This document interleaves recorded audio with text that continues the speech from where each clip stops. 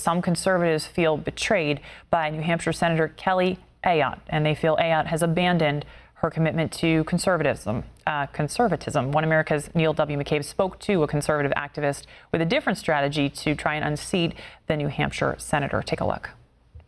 New Hampshire Republican Senator Kelly Ayotte ran for Senate in 2010 as a Tea Party insurgent, promising to radically attack the status quo in Washington. New Hampshire has a clear message for Washington politicians like Paul Hodes. Stop.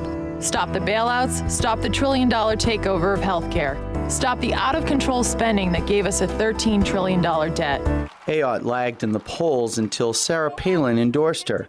Palin's support carried her through a tough primary and general election. Well, I was proud to have Governor Palin's endorsement. She's a strong conservative leader in this country. Jim Rubens is a former New Hampshire state senator and leads an effort by New Hampshire conservatives to return Ayotte to private life. In the Senate, Ayotte has distanced herself from conservatives, many times voting with Democrats on issues such as gun rights, government spending, and the environment, he said. Yeah, Senator Kelly Ayotte came to conservatives in 2010, ran an aggressive campaign based on the promise that she would be a conservative in office. The promises are completely broken.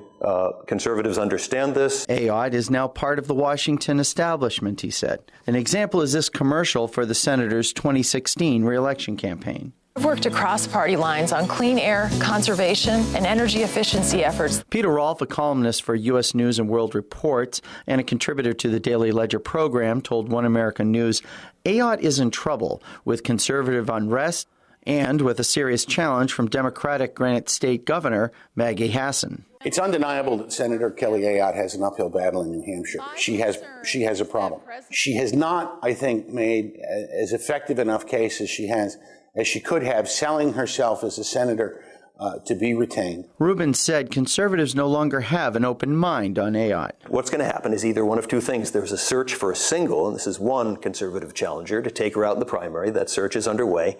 And if that doesn't work, there will be, and I'm not at liberty to disclose who it is, a leading conservative who will run as an independent, who will get at the very least 5, maybe 7% of the vote. Rubens said he understands a third candidate would help the Democrats take the Senate seat.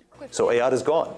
We're willingly, voluntarily, will suffer with Hassen, a liberal Democrat, for 6 years in the U.S. Senate in order to shout to the establishment, we're done with sellouts. Neil W. McCabe, One American News, Washington.